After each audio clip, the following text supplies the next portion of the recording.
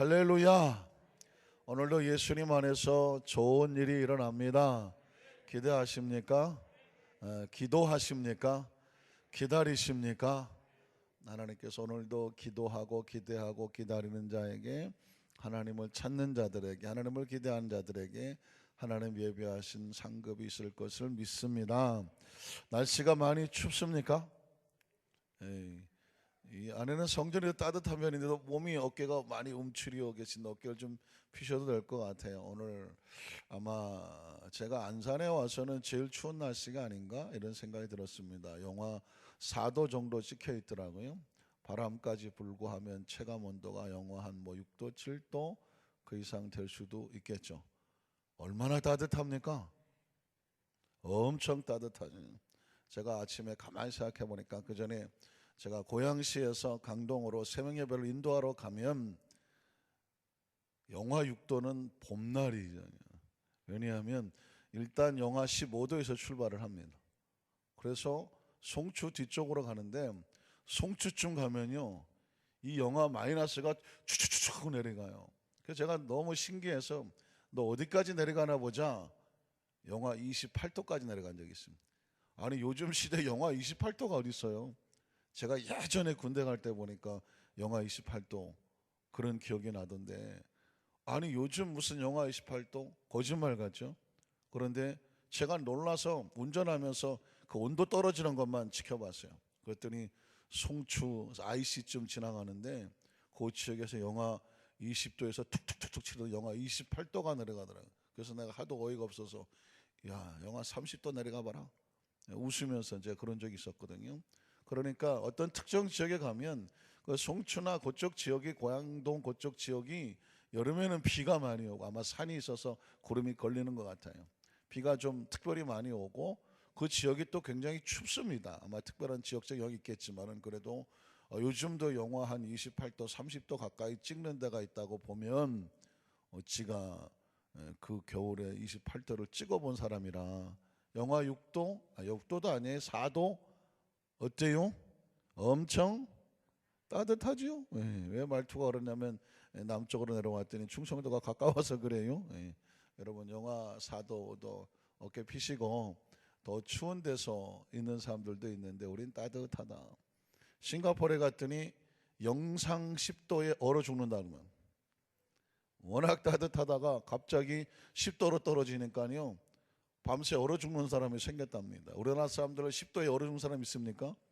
영하 20도도 못해요. 근데 그 나라는 원체 따뜻하다가 갑자기 온도가 10도로 뚝 떨어지니까 얼어 죽는 사람이 나왔대요. 그 얘기는 뭐냐면 그만큼 항상 이렇게 연단도 되고 교육도 되고 훈련이 된 사람들은 견뎌내는 힘이 있는데, 그걸 못 견디고 항상 따뜻하고 편안했던 사람들이 갑자기 10도로 뚝 떨어지면, 우리가 볼 때는 10도는 아주 봄날인데 덥지요? 10도는. 그런데 10도에 싱가포르엔 얼어 죽는 사람도 있다는 걸 보면 그만큼 사람은 상대적이에요. 잘 견뎌낼 힘이 있으면 영하 30도도 견디지만, 못 견디면 영상 10도에도 얼어 죽는 사람들이 나오더라는 거죠. 오늘 적어도 안산에서는 제일 춥다고 생각하는 데도 뚫고 나오신 여러분들은 영적으로도 강한 사람이고 몸도 건강한 사람이고, 그렇죠? 하나님께서 이 마음과 생각으로 모든 것들 이 새벽에 뚫고 나오신 여러분들을 기억하실 것을 믿습니다.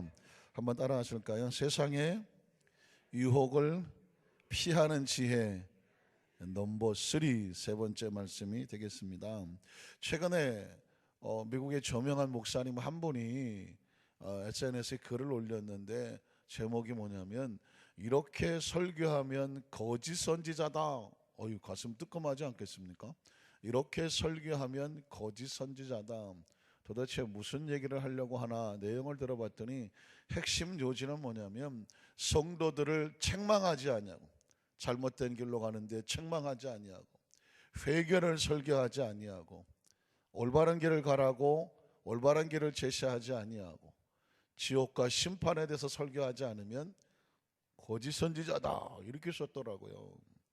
그러니까 내용인 즉슨 늘 축복과 늘 위로와 늘 사랑과 늘 격려와 늘 칭찬과 이런 말씀으로만 일관되게 가면 신앙이 편협될 수가 있고, 자신이 뭐 잘못된 길을 가더라도 깨닫지 못하게 되고 또 잘못한 길에서 돌아설 능력도 없게 되니까 무엇이 옳고 그른지 잘못된 길을 가면 지옥이 있고 심판이 있다, 이런 얘기를 해줘야 된다, 아마 그런 의도에서 쓴 것 같죠. 이해 갑니다. 왜냐하면 올바른 길을 가라고 제시해야 되는 것은 당연한 것이거든요.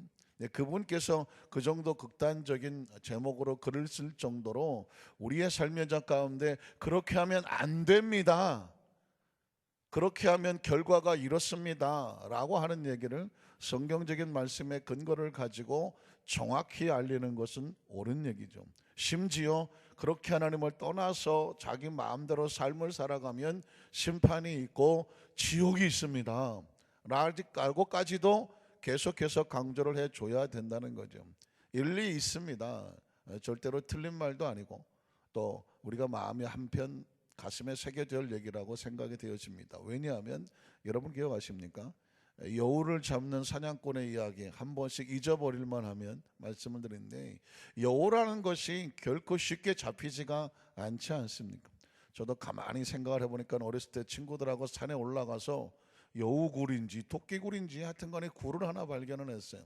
그래서 어린 심령에 집에서 아버님 낚시하는데 그 망 있잖아요, 망, 그거를 몰래 가져다가 친구들하고 그 굴에다가 막 이 잡초, 나뭇잎, 종이 갖다가 이제 불을 떼는 거예요. 어서 주워 들은 건 있는 거죠. 굴에 있는 걸 잡으려면 연기를 집어넣으면 지가 못 견디고 나온다. 그럼 거기다가 망을 대고 있으면 튀어나오면 잡으면 된다. 애들 친구들하고 앉아서 그러고 앉아 있는 거예요. 아무리 해도 안 나와요. 왜 그랬을까요? 굴이 한 군데만 있는 게 아니었어요. 여기저기서 막 여기저기서 연기가 빠져나간 데 보니까 뭐 생각지도 못하는 뭐 굴이 여기저기 많이 있더라고요.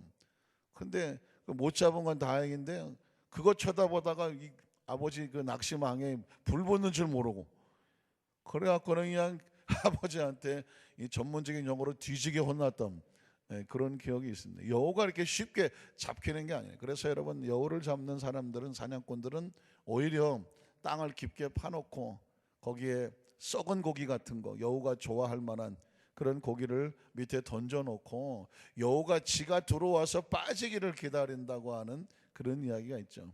그래서 여러분 기억하시겠지만 여우가 맨 처음에는 그 깊은 구덩이에 썩은 고기를 넣으면 이게 뭐지? 훈제인가? 숙성된 건가? 이러면서 냄새를 맡고 가다가 딱 와서 보니까 이 구덩이에 있잖아요. 여우가 IQ가 그래도 제법 있어갖고 어쭈구리가 중요합니다. 나를 잡겠다고 함정을 파놓고 저기다가 고기를 던져놔서 아이고 내가 다 안다 하고 단호하게 돌아서는데 몇 걸음을 못 갑니까? 10발자국을 못 가서 이 냄새 죽이는데 이거 내 스타일인데 그러면서 가서 구경만 하자 하고 돌아선다는 거 아닙니까? 그래서 그 구덩이 밑에서 냄새만 맡고 있다가 에이 돌아서야지, 5발자국을 못 가고 아니야 구경하는데 뭐 돈 드나 하면서 또 가서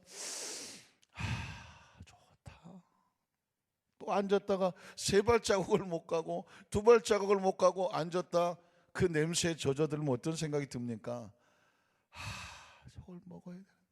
저걸 먹어야 되는데 감정과 뭐 이성하고 싸우는 거죠. 이성은 뭐라고 말합니까? 너 들어가면 죽는다는 걸 알거든요. 본능적으로 하는 거죠. 본능으로.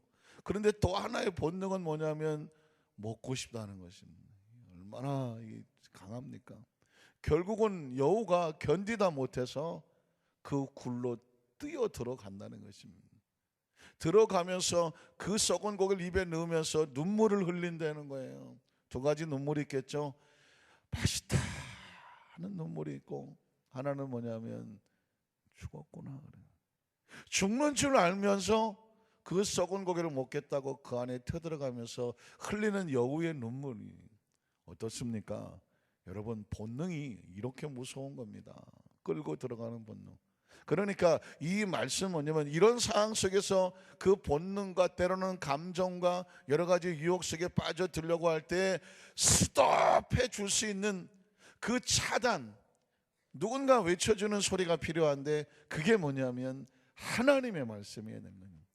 세상은 함정과 같고 마귀는 유혹을 만들어 놓고 있고 우리의 감정과 정서와 본능을 자극해서 자꾸 끄집어들이고 있는데, 그것을 차단하고 이끌어갈 수 있는 것은 여러분 본능과 감정과 유혹과 우리 속에 어떤 정서적인 욕구들을 통제하고 지배할 수 있는 것은 육은 육을 통제하지 못합니다.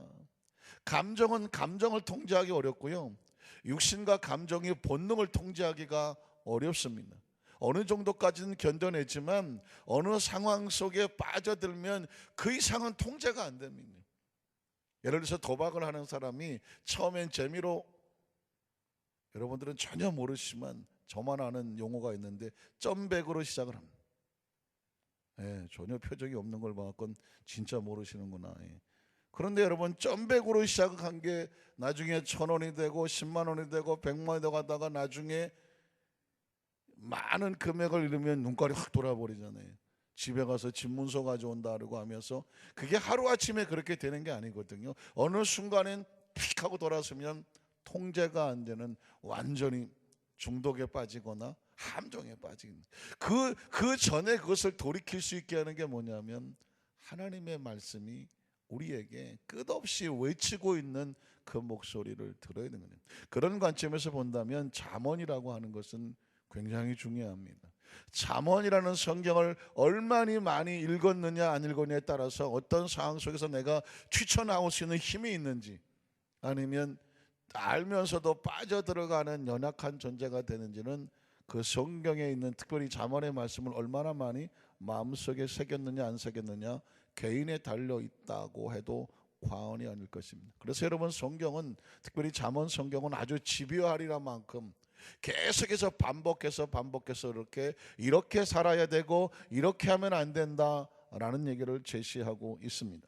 여러분 세상의 유혹을 우리가 어떻게 이겨낼까요? 7절에 보니까 이렇게 말합니다. 그런즉 아들들아 나에게 들으며 내 입의 말을 버리지 말라. 한번 따라하실까요? 내 입의 말을 버리지 말라. 이게 얼마나 중요한 말인지를 또 깨닫게 됩니다. 왜냐하면 이 모세가 이스라엘 백성을 이끌고 애굽에서 나와서 광야를 지나갈 때에 최근에 어느 EBS 프로그램에서 10개라고 하는 영화를 오랜만에 하는 걸 제가 다시 보게 됐는데, 여러분 기억하시는 것처럼 모세가 하나님의 명령에 따라 시내산에 올라가서 말씀을 받으러 올라가 40일을 금식하고 그 말씀을 받으러 있는 동안에 산 아래에서 이스라엘 백성들은 그 어마어마한 하나님 말씀을, 그리고 그 놀라운 기적을, 그 축복과 보호를 받고 광야를 통과하고 있는데 무엇을 하고 있습니까? 모세가 없으니까 사람들끼리 모여서 모세가 어디 있는지 모르겠다. 그러니 우리끼리 우리를 위해서 무엇을 만들자? 우상을 만들자. 우리는 우리를 보호해줄 신이 필요하다. 그런데 그 신이 왜 모세는 맨날 보이지도 않는 하나님의 말씀과 하나님이 있어야 되느냐? 안 보이니까 불안하다. 안 들리니까 불안하다. 그래서 보이는 신을 만들자. 가장 가치 있어 보이는 걸 만들자. 그렇게 선동을 해서 사람들로 하여금 성막을 지어야 될 금을, 굉장히 중요한 메시지가 있더라고요. 하나님께서 이스라엘 백성 애굽에서 나올 때 애굽 사람들이 그 이스라엘 백성들에게 재물을 주었습니다. 금을 주고 은을 주고 그들의 마음을 열어서 이스라엘 백성들을 풍족하게 하고 나왔는데, 그 이스라엘 백성에게 재물을 준 목적이 뭐냐면 나중에 그 광야에서 성막을 짓게 됩니다. 그때 그들이 받았던 그걸 가지고 성막을 짓게 되는데, 이미 그 전에 이놈들이 어떻게 하냐면 우상을 만드는데 너희 가지고 있는 재물을 가져오라고 말합니다. 그래서 이 사람들이 뭐에 씌웠죠? 그 성막을 지어야 된 물질을 가지고 우상을 만드는 데다 금송아지를 만들어 버렸습니다. 굉장히 중요한 메시지가 있습니다. 그러니까 이 시대 속에서 하나님께서 그 말씀으로 우리에게 머릿속에 프로그램을 하고 가슴에 새겨서 눈에 보이지 않지만 귀에 들리지 않지만 어디를 가더라도 하나님의 말씀이 마음판에 머릿속에 새겨져 있으면 하나님이 계심과 같아서 그 말씀하고 순종하면 하나님과 동행하는 게 되죠. 믿으십니까? 그래서 말씀 교육이 필요한 것이고, 말씀의 반복이 필요한 것이고, 훈련이 필요한 것이고, 보는 것이 필요한 것이고, 듣는 것이 필요한 것이고, 입술로 고백하는 것이 필요한 것이고, 또 들어야 되고, 또 들어야 되고, 또 읽어야 되고, 또 읽어야 되고요, 또 묵상해야 되고, 또 묵상해야 되냐면, 하나님은 보이지 않으시지만 말씀과 함께 계셔서 그 말씀을 생각해내고 말씀대로 따라가면 하나님과 동행하는 것입니다. 그래서 하나님께서 말씀을 마음판에 새기고 주야로 묵상하여 그 가운데 기록한 대로 지켜 행하며 좌로나 우로나 치우치지 말라. 그리하면 내가 어디로 가든 내가 함께 하는 거다. 그러니까 말씀을 지키면 하나님과 함께 가는 것이죠. 모세를 따랐던 이스라엘 백성들이 모세가 안 보이니까 말씀이 없고 보는 것이 없고 듣는 것이 없고 깨우치는 것이 없으니까 갑자기 영적으로 마치 더듬이가 부러져 버린 개미나 곤충처럼 엉망진창으로 행하게 되더라고요. 왜 하나님께서 이스라엘 백성들에게 십계명을 주고 말씀을 선포하게 하고 말씀을 끊임없이 반복하게 했는가? 수없이 아무리 숫자가 많아도 각 사람의 마음속에 그 말씀이 있으면 누구와 함께 있는 것과 같아요? 하나님과 함께 하고 있는 것 같아서 어디 갖다 놓고 어떤 상황이 되더라도 우리는 무엇대로 행하면 됩니까? 말씀대로 행하면 되는 겁니다. 그래서 신앙의 힘은 어디서 나오느냐? 말씀에서 나오고요. 믿음의 힘은 어디서 나오냐면 말씀에서 나오고요. 기도의 힘은 어디서 나오느냐? 말씀에서 나오는 거죠. 유혹과 함정을 피하기 위해서도 어떻게 하냐면 이거 어떻게 해야 되지? 말씀이 기준 되면 돼요. 보통은 감정, 기분 잘까 좋을까 이렇게 하면 좋을까 말까 내 기분과 감정이 되면 기분과 감정은 수도 없이 흔들리는 거라 기준이 되지를 못해요. 그건 위험한 것입니다. 그래서 우리를 안전하게 하는 것은 뭐냐면 하나님의 계명, 십계명은 그런 관점에서 여전히 우리에게 유효한 것이고요. 그리고 그리스도께서 예수님께서 복음으로 산상교훈으로 해놓은 마태복음 5장, 6장, 7장 산상교훈이 필요한 것이고요. 그리고 새 계명이 필요한 것이고요. 이런 것들이 말씀이 힘이 되도록 우리에게 우리 속에서 끌고 가는 힘이 뭐다? 성령님입니다.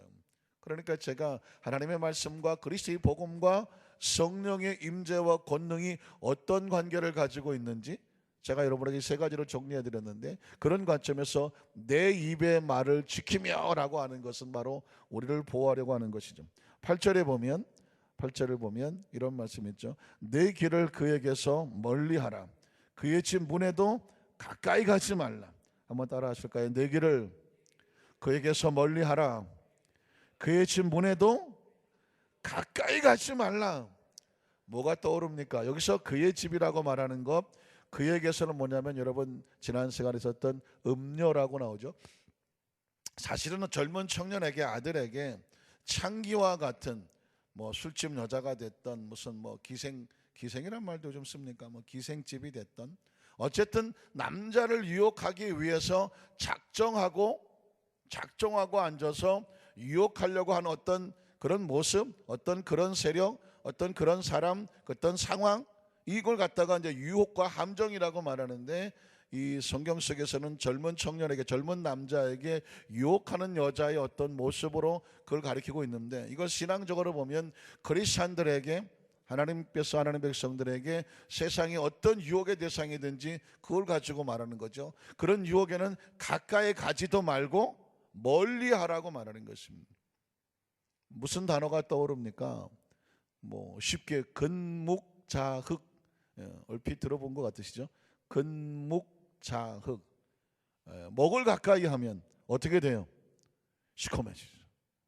목을 가까이 하면 손에 만지면 시커매집니다. 한번 보니까 저희 집 사람이 이렇게 뭐 저는 염색을 하지는 않는데 요즘 뭐 이렇게 칼라펜 같이 길쭉하게 생겨갖고 이제 머리 하고 나서 뭐 좀 흰머리 있으면 이렇게 툭툭툭 치면 좀 흰머리가 없어지는 뭐 그런 걸 어디서 뭐 봤다고 사왔어요. 그래서 강대상에 올라갈 때 그 흰머리 한두 개 보이는 것도 이 화면에 거슬리니까 그걸 좀 칠하고 올라가시라고.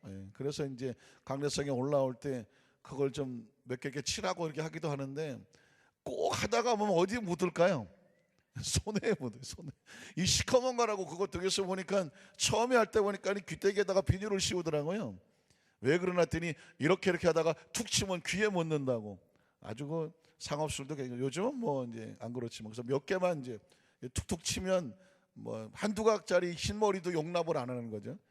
그런데 보니까 아무리 잘한다고 하더라도 손에 시커멓게 한두 개 묻을 때가 있더라고요. 그러니까 여러분 이 조그만 뭐 까만 물질을 가지고 만지는데도 손에 묻는데, 예전에 이 서예를 하고 이 먹을 갈아서 글을 쓰는 사람은요, 먹을 갈다가 보면 손에 시커먼 게 튈 수밖에 없다는 겁니다. 그러니까 애시장도 그리스도인들은 그 주위에도 가지 말라는 것입니다. 그래서 여우에게, 만약에 우리가 여우 같은 크리스찬이라 만약에 말한다면 그 유혹하는 시커먼 구덩이의 함정에 아무리 냄새가 좋아도 구경만 하러 간다, 냄새만 맡으러 간다도 하지 말라. 왜냐하면 어느 시점에서 그 유혹에 빠지면, 냄새에 빠지면, 향기에 빠지면, 눈에 보이는 것에 빠지면, 들리는 것에 빠지면, 욕심에 빠지면 헤어나지 못하고 지 스스로 들어갈 수 있기 때문에 그렇다는 것입니다. 그래서 죄라고 하는 것은 하나님 말씀에 딱 계명해 봐서 영적으로 이건 아니다 싶은 것에 대해서는 단호하게 돌아서야지, 거기서 주춤거리고 머뭇거리고 타협하려고 하고 생각하고 이 정도는 될까 말까 꾸물거리면 순식간에 빨려 들어갈 수도 있다라는 것이, 이런 죄가 그렇게 만만한 것이 아니고, 유혹이 만만한 것이 아니고, 그 머리 좋다는 여우도 빨려 들어간다는 것이. 오늘 크리스천들의 삶 현장 가운데 오늘 성경 속에서 잠언에서 말씀하고 있는 그냥 툭 지나가는 한마디 같지만 그의 집에도 가까이 가지 말고 멀리 하라고 하는 것은, 어쩌면 오늘 하루를 살아가는 저와 여러분에게 무엇을 보아야 될지, 무엇을 들어야 될지, 무엇을 누구를 만나야 될지, 어디에 서야 될지 정확한 위치 선정을 하는데 하나님 주시는 핵심과 같은 메시지인 줄로 믿습니다. 여러분, 사실 공자라고 하는, 말씀을 정리하겠는데, 공자라고 하는 사람이, 공자를, 유교는 종교는 아니죠, 교육이죠, 윤리고 도덕입니다. 제가 이 공자라는 사람이 왜 그렇게 이 중국의 또 우리나라 뭐 이 동양 문화권에서 정신적인 지주로서 여전히 그의 책이 위력이 있는가라고 이제 조금 공부를 해서 보니까, 공자라는 사람이 원래 중국을 전역을 이렇게 떠돌아 다닐 때, 춘추 전국을 다닐 때 보니까 사람들이 도덕이 없어. 도덕이 없고 윤리도 없고. 그러니까 사람도요, 도덕과 윤리가 없으면 인간은 동물하고 전혀 다를 게 없거든요. 사람은 사람과의 살아가는 원리도 없고 관계도 없고, 그러니까 그냥 엉망진창으로 그 어마어마한 땅에 어마어마한 사람들이 그렇게 살아가는 것을 보고 공자가 너무 가슴이 아팠어요. 그래서 도대체 인간과 인간은 어떤 관계를 가지고 살아야 되며, 그 나이가 많은 사람과 나이가 젊은 사람은 어떤 관계가 되어야 되며, 부부는 어떤 관계가 되어야 되며, 군신은 어떤 관계가 되어야 되며, 친구는 어떤 관계가 되어지며, 이런 어떤 사람과의 관계 속에서 그런 것들을 정확하게 좀 선을 그어주고 교육을 시켜야 되겠다라고 하면서 이 사람이 이제 뭐 삼강오륜이니 뭐 논어니 중용이 대학 이런 것들을 쓰면서 교육을 시키기 시작했고, 우리나라식으로 뭐 각 전구에 서당을 만들고 선생을 가르쳐서 아이들을 어려서부터 교육을 시키게 했는데, 그 교육 가운데 중요한 단어 하나가 뭐가 있냐면 비례물시라고 하는 단어가 있습니다. 비례물시. 그냥 툭 치는 단어 같지만 굉장히 중요한 겁니다. 여러분 보시면 안일비, 예도 예잖아요. 예가 아니면 물은 안 된다는 거거든요. 시, 뭐 하지 마라, 보지 마라. 예에 맞지 않는 일이면 보지도 말라는 것입니다. 왜냐하면 보면 희한하게 아유 저거 저렇게 하면 안 되지 라고 생각했는데, 그 예가 아닌 걸 자꾸 바라보다 보면 자기도 그 자리에 가야 돼. 이게 어떻게 보면 4차원의 법칙과 같고 끌어당김의 법칙과 같은데, 얘가 아닌 걸 보게 되면 눈이 더러워져. 그래서 예전에 그런 거 보면 막 눈을 씻고 막 그랬습니다. 눈을 씻고 그랬습니다. 그게 뭐냐면 잘못 본 게 잔상에 남지 말라는 얘기인데, 그래서 제가 만든 말은 비례물청이다. 얘가 아니면 듣지도 마라. 그냥 비례물심이다. 제가 그냥 저는 하나를 배우면 열을 깨달은 거예요. 비례물시 뭐냐, 얘가 아니면 마음에 품지도 말아요. 그렇죠? 얼마든지 응용해 볼 수 있는 것이죠. 그래서 여러분 비로소 사람들이 좀 올바로 살게 됐다. 그래서 그 중국의 그 학문이 뭐 우리나라 일본까지 이렇게 영향을 미쳐서 우리나라 사람들 여전히 그 옛날 그 뭐 도덕 윤리가 거기서 중국에서 온 것들을 많이 하고 있지 않습니까? 주로 그 공자가 했던 것들을 많이 하고 있는데, 이제 공자의 잘못은 뭐냐면 그런 관계를 정하다가 보니까, 예를 들어서 뭐 남자는 중요하고 여자는 좀 덜 중요하고, 나이가 많은 사람은 중요하고 젊은 사람은 좀 덜 중요하고, 어떤 계급이나 이런 관리 어떤 위치를 정하다가 보니까 서로 약간의 평등하지 못한 약간은 차별을 둔 게 됐단 말이죠. 그래서 그게 굉장히 오래됐잖아요. 그런데 이 부분이 여기까지 공자가 해놓은 건 잘했지만, 그런 부분의 인간의 존엄적인 가치에 관해서는 거기까지 신경을 못 썼는데, 예수 그리스도와 공자와 다른 것은 뭐냐면, 예수 그리스도는 모든 생명은 동등하다는 것이니, 관계가 중요하지만 그러나 어떤 관계라고 할지라도 생명의 존엄 가치에 인해서 차별될 수는 없다. 그래서 사실은 우리나라도 기독교가 들어오면서 드디어 여성들이 소리를 내기 시작했고, 요즘은 여성들이 소리를 내는 정도가 아니라 앞에서 끌고 가셔갖고 남자들이 뒤를 따라가는 약간 좀 역전의 현상이 보이기도 했지만, 어쨌든 나이가 드셨든 나이가 젊든 생명의 가치는 동등하고, 여성이든 남성이든 생명의 가치는 인권 자체가 동등하고, 배웠든 안 배웠든 상관없이 동등하고, 돈이 있든 없든 관계는 생명 가치는 동등하고. 그래서 가장 근원적인 인류의 모든 핵심은 뭐냐면 생명은 동등하다, 인권은 동등하다. 그래서 모든 인간이 함께 더불어 행복하게 살아가는 것이 가장 궁극적인 하나님 나라를 이루는 하나님의 마음입니다. 오늘 말씀 여기까지 가슴에 새기면서, 오늘 하루도 하나님 말씀이 나를 이끌어 통제하며 세상의 유혹으로부터 가지도 아니하고 멀리하며 유혹으로부터 우리가 보호되며 지키는 은혜가 있게 하여 주시옵소서. 오늘 하루도 잘 살아내셔야 돼요. 그래야 또 오늘 저녁에 잠을 주무실 때 편안한 하루가 될 줄로 믿습니다.